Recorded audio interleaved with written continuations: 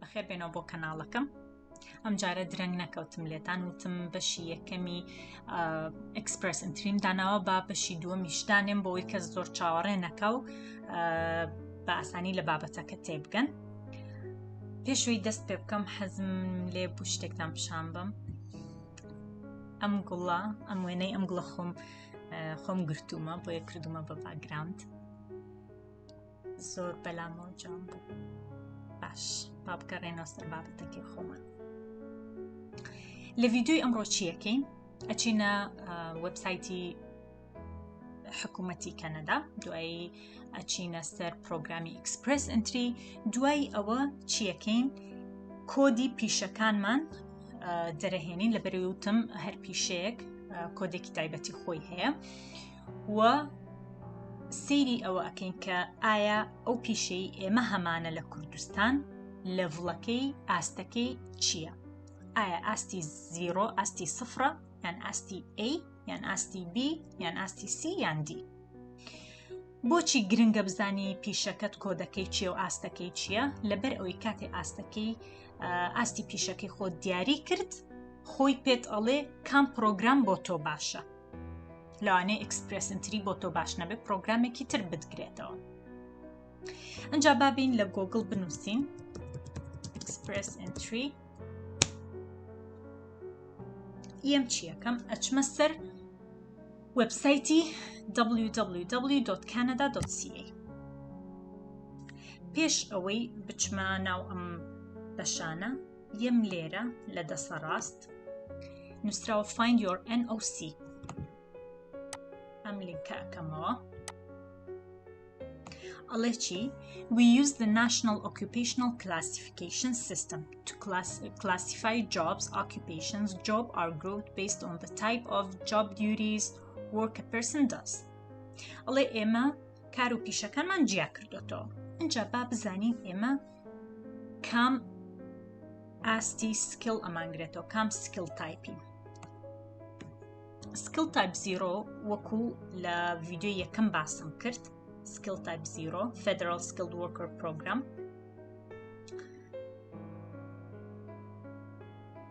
کێ ئەگرێتەوە؟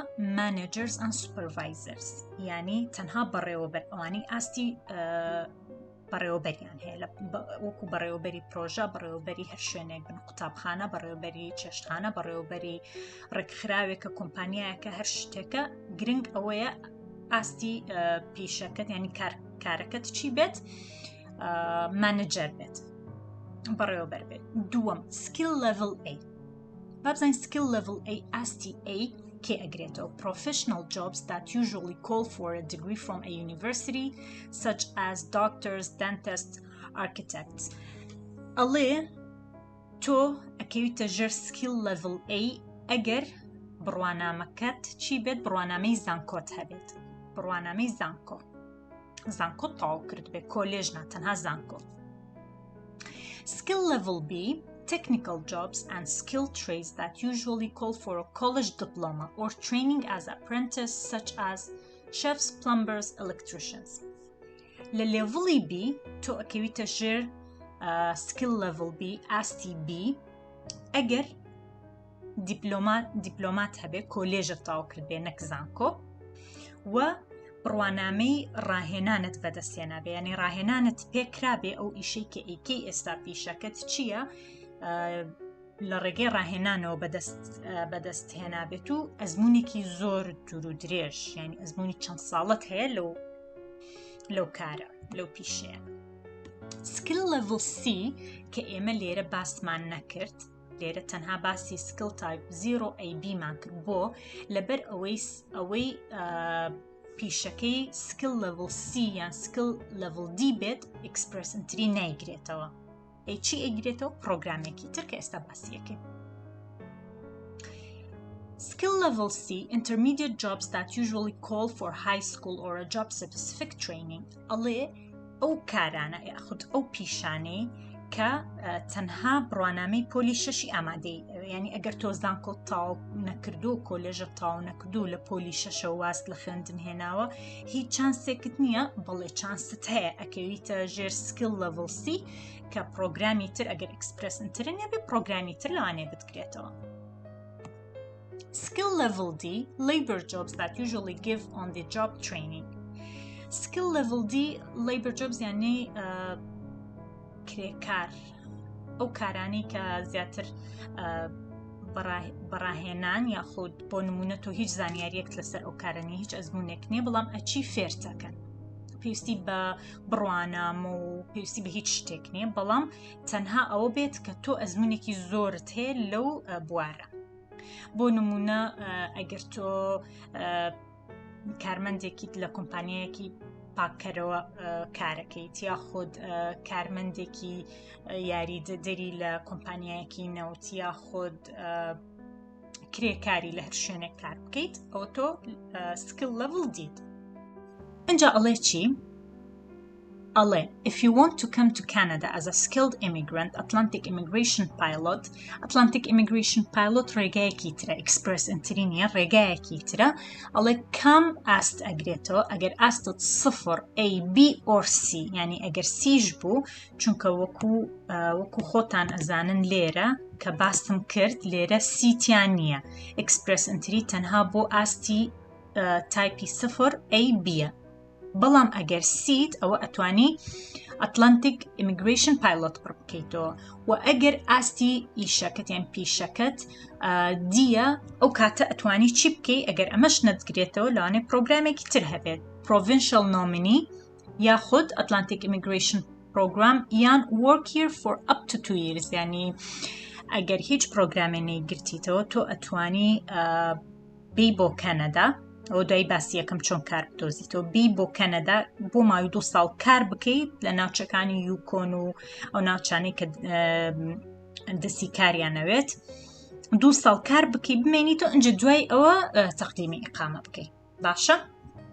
ئەنجا پرسیارەکە ئەوەیە ئەی باشە من چۆن بزانم لێڤڵەکەی من چییە پیشەکەی من چییە؟ خەمتان نەبێ ئەوەش ئاسانە یەیتە خوارەوە ئەلێرە ناوی پیشەکەت ئەنووسی بە ئینگلیزی ئەگەر پیشەکەت نازانی بە ئینگلیزی چی پێڵێن زۆر ئاستاییە لە بەشی کۆمنت بۆم بنووسن من بۆتان سەیرەکەم ئەنجا پێتان ئەڵێم کام لێڤڵی وە کۆدەکەت چەنە.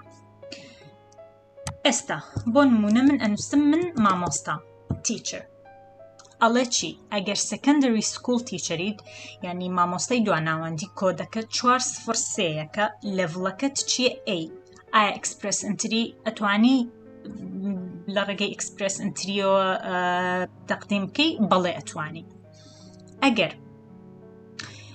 تۆ مامۆستای سەرەتایی و مامۆستای باخچەی ساوایانی لێڤڵەکەت چییە ئاستەکەت چییە A ئەتوانی ئیکسپرێس ئینتری ئەتوانی بەڵام ئەگەر تۆ یاریدەدەری مامۆستانی بەڵام یاریدەدەری مامۆستای لە قوتابخانە ئەوە لێڤڵەکەت سیە ئەتوانی بە ئیکسپرێس ئینتری ناتوانی لەبەرەوەی تۆ لێڤڵەکەت سیە و لێرە شوتمان ئیکسپرێس ئینتری تەنها ئەم سێ جۆرە تایپە ئەگرێتەوە تەنها لێڤڵی ینی ئاستی 0 و A و B.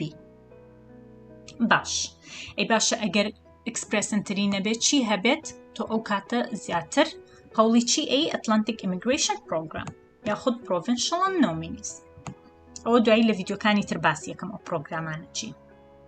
ئەنجایم ئەنووسم من سەرتاشخانەم هەیە hair stylist and barbers لەڤڵەکەت چییە؟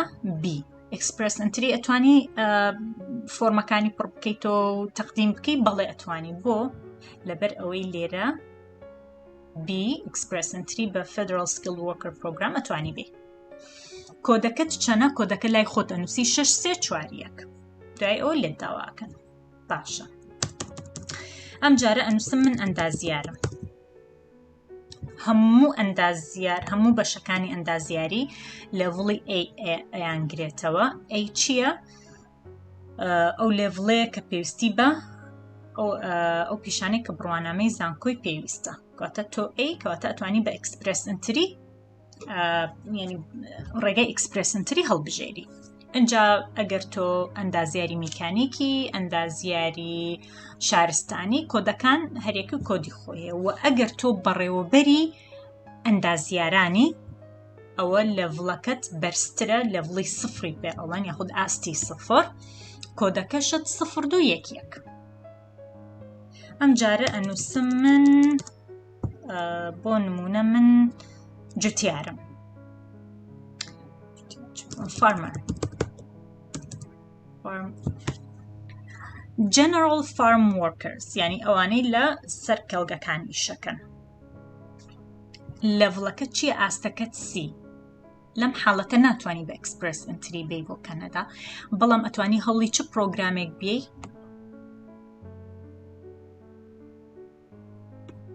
ئەتلانتیک ئیمیگریشن پایلۆت ئەدگرێتەوە سی، یاخود پرۆڤینشەڵ نۆمینی، یاخود ئەتوانی بێی لێرە وەکو کرێکارێک یاخود وەکو جوتیارێک کار بکەیت لێرە بۆ ماوەی 2 ساڵ، ئەنجا دوای ئەوە تەقدیم ئیقامە بکەیت.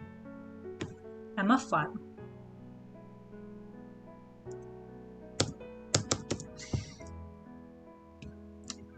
بۆ نمونە ئەدمن ئەسیستەنتی تەیە، ئەدمینسترێتیڤ ئەسیستەنس ئەگەر لە ئۆفیس ئیشەکەی، کۆدەکەت 1-2-4-1-ە، لێڤڵەکەت چییە؟ بیە. ئیکسپرێس ئینتری ئەدگرێتەوە؟ بەڵێ. ئەم جارە با بیکەین بە دارتاش کارپێنتەرز، ئاستەکەت لێڤڵەکەت چییە؟ بیە، کۆدەکەت 7-2-7-1. ئیتر هەر یەکێکتان بەپێی پیشەکەی خۆی لێرە لەم سێرچە فیلتر ئایتەمز لێرە ئەینووسێ و پێت ئەڵێ بە کام پرۆگرام بۆ تۆ باشە.